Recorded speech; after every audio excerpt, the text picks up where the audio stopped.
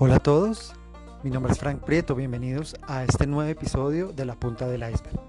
El día de hoy vamos a hablar acerca de la milla extra. ¿Para qué? Cuando escucho hablar a alguien de la importancia de dar la milla extra, lo primero que pienso es en qué significa realmente esa expresión. Y por más que trato de pensar en cosas positivas, es inevitable recrear en mi mente imágenes de ejecutivos sobrecargados de responsabilidades, empleados anclados a un escritorio y horarios de trabajo inhumanos en los cuales la dimensión espacio-tiempo parece adquirir otros significados. Continuamente en las empresas, tanto a empleados como a directivos, se les pide que den la milla extra, es decir, aquel esfuerzo adicional que demuestra su compromiso, entrega y amor por la organización. Pero tristemente esos requerimientos no provienen exclusivamente de los jefes. También podemos ver una infinidad de expertos organizacionales, oradores motivacionales, expertos en liderazgo, que promueven la milla extra como la quinta esencia de la excelencia personal, como el trabajar más de lo que trabajan los demás sea la clave para el éxito.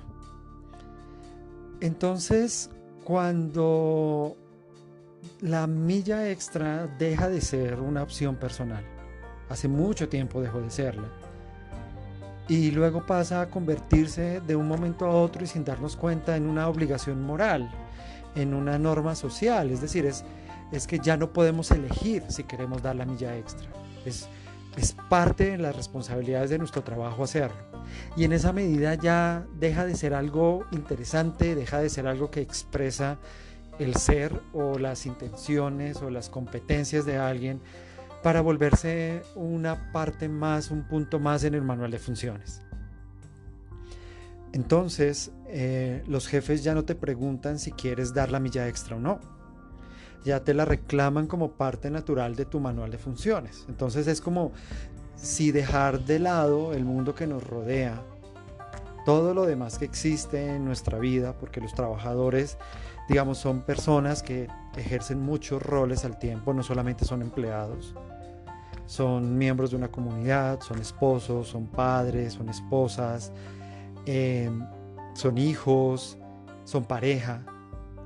Entonces la milla extra, cuando se vuelve una obligación, nos dice que debemos entregar alma, vida y sombrero a esa gran corporación, como si fuese parte de las condiciones laborales que se pactaron en el contrato. Por otra parte, esos expertos que hablan de la milla extra están haciendo infelices a muchas personas, haciéndoles creer que en el camino al éxito profesional deben dejar hasta la última lágrima, la última gota de sudor y el último rastro de sangre sobre la arena.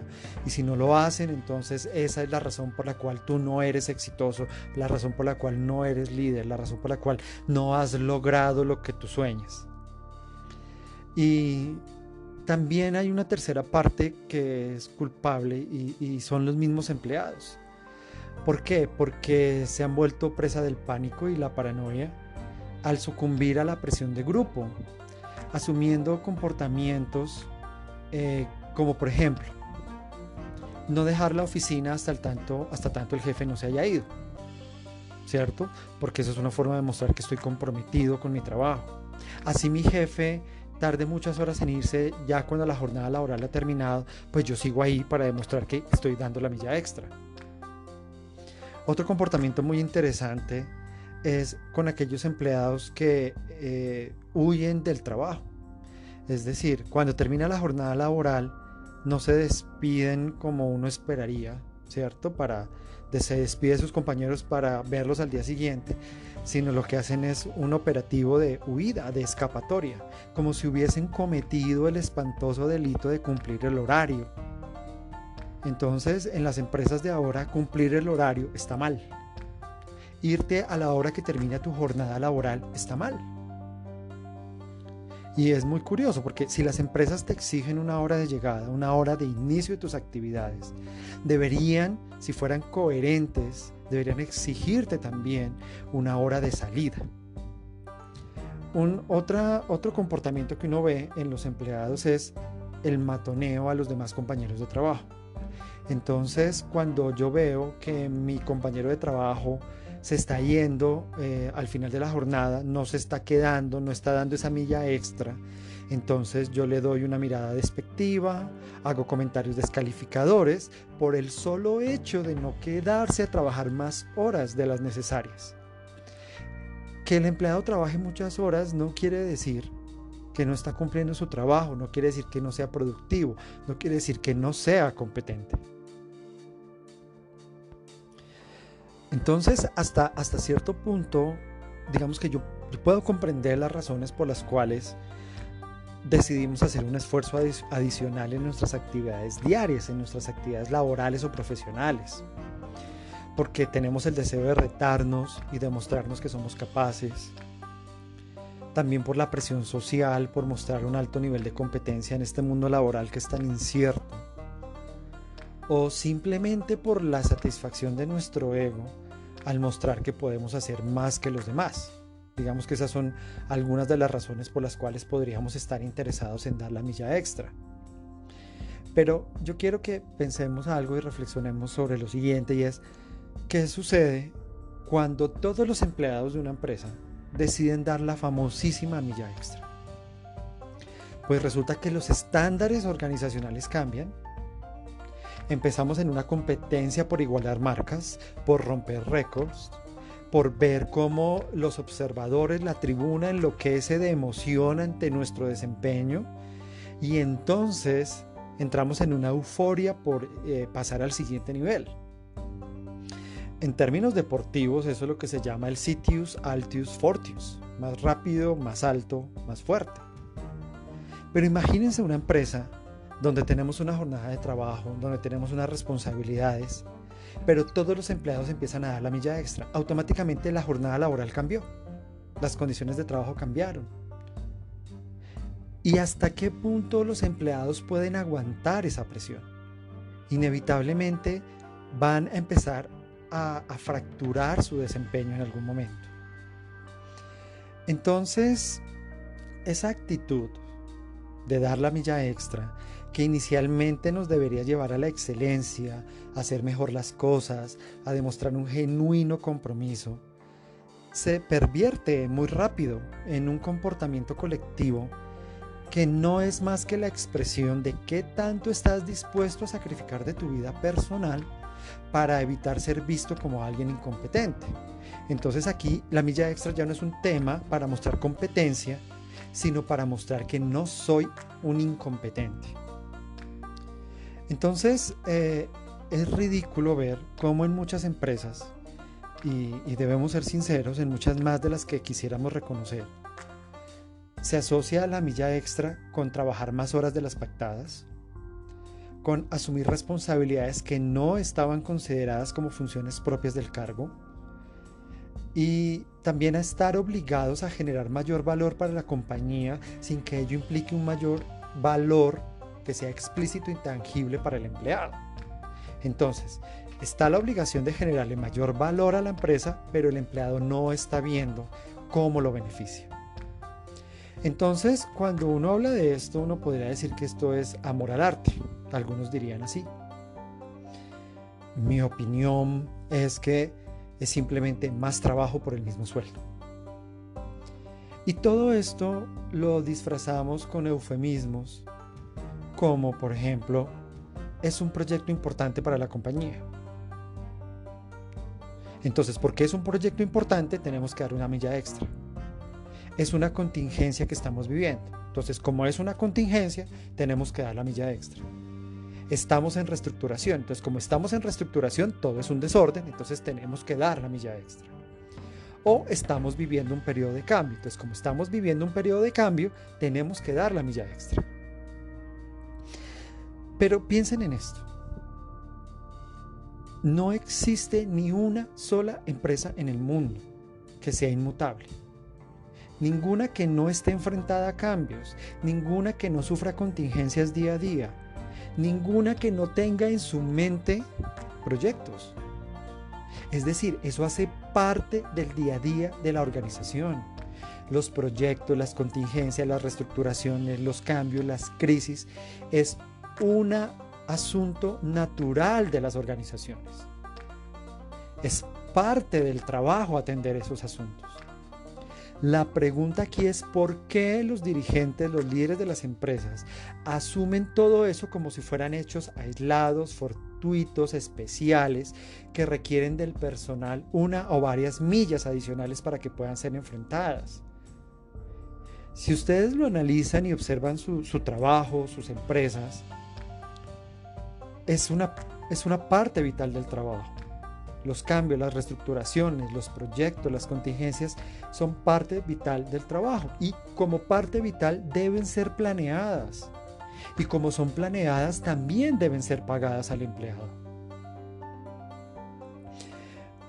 Supongo que en algún momento, en este punto, algunos estarán pensando o podrían pensar que mi discurso está invitando a la mediocridad, ¿cierto? Porque entonces implica que no quiero hacer más de lo que me toca, o mejor, tal vez estoy diciendo que debemos simular el trabajo para que parezca que me toca hacer mucho, o más bien que debo dedicarme a quejarme para evitar esa carga adicional de responsabilidad.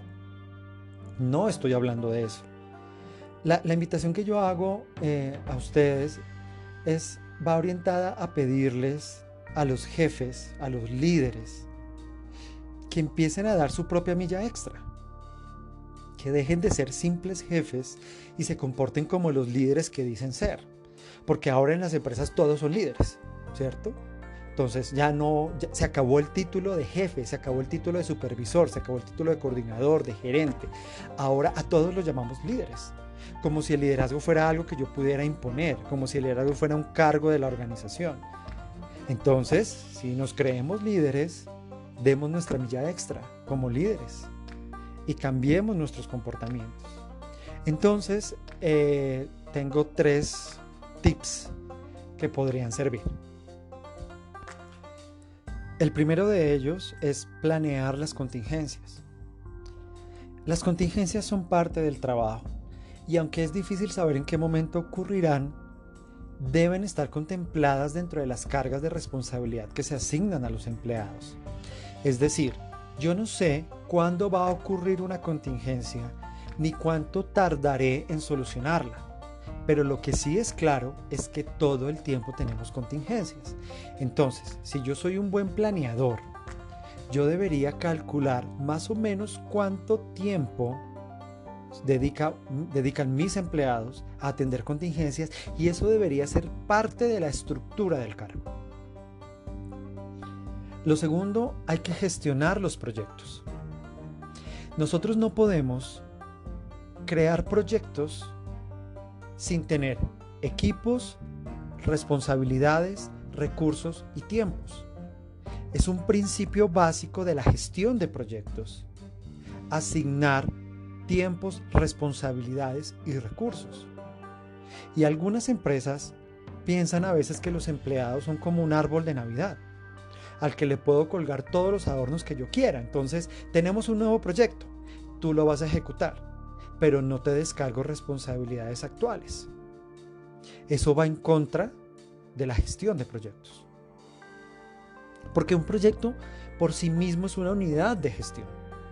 Entonces, si yo a un empleado le voy a decir, tú te vas a encargar de este proyecto, entonces yo necesito asignarle unos tiempos dentro de su jornada, unas responsabilidades dentro de su manual de funciones para que las haga. Eso puede implicar descargarle otras responsabilidades, pero no, asumimos que un proyecto es algo especial, algo diferente, algo que suele suceder de vez en cuando. Pero la verdad es que todas las empresas están desarrollando proyectos todo el tiempo. Por lo menos las empresas que quieren crecer, que quieren mejorar, que quieren tener más clientes, un mejor mercado. Todas están desarrollando proyectos. Entonces, ¿por qué lo vemos como si fuera algo excepcional al trabajo? Y tercero, hay que evaluarse como líderes, evaluarse como jefes. Es triste ver cómo los empleados terminan compitiendo entre sí por quién trasnocha más. Y eso es una evidencia de que hay un jefe que está haciendo mal su tarea, de que no sabe planear el trabajo, que no está gestionando recursos para optimizar las actividades y que no está valorando a su gente. Entonces, en vez de estarle pidiendo al empleado la milla extra, preguntémosles a los jefes y a los líderes si ellos están dando su milla extra como jefes y como líderes, no como trasnochadores, no como personas que están sentadas frente a un computador el mayor número de horas. Eso no es la milla extra. Y uno puede entender, y hay un concepto muy básico acá, y es el de que muchas veces se dice que la persona que ha sido maltratada reproduce el maltrato. Y eso lo vemos en muchos aspectos, no solamente de las relaciones intrafamiliares, en los ambientes personales o sentimentales, emocionales, sino que también lo vemos en las relaciones laborales. Entonces a veces yo fui un empleado y ahora soy jefe y a mí me maltrataron. Entonces yo transmito, yo reproduzco ese maltrato y muchos jefes hacen eso. Hacen con sus empleados lo que ellos criticaban de sus jefes. Y a veces es bueno practicar el perdón y el olvido. A veces es bueno olvidar que me maltrataron. A veces es bueno olvidar que yo tuve un mal jefe. A veces es bueno olvidar todas las cosas inadecuadas que cometieron conmigo y con mi equipo de trabajo. Y empezar a cambiar comportamientos y a ser jefes distintos. Muchas gracias. La Punta del Iceberg es una iniciativa que ofrece asesorías profesionales a emprendimientos, pymes, grandes empresas y ONGs. Damos acompañamiento para solucionar problemas estructurales que le impiden a las organizaciones lograr su propósito, crecer o adaptarse al mundo cambiante. Apoyamos todo tipo de iniciativas en todos los sectores de la economía. Actualmente contamos con 4 líneas de desarrollo. La primera de ellas en emprendimiento y modelamiento de negocios. La segunda en estrategia y desarrollo organizacional. La tercera en habilidades gerenciales y coaching. Y la cuarta en gestión de la innovación y transformación digital. Si deseas conocer más acerca de nosotros, ingresa a nuestra página web www.lapuntadeliceberg.co o síguenos en nuestras redes sociales. Estamos en Facebook, en Instagram, en Twitter, en LinkedIn, en YouTube. Muchas gracias a todos por escuchar este episodio y nos volvemos a escuchar en una próxima oportunidad. Que estén muy bien.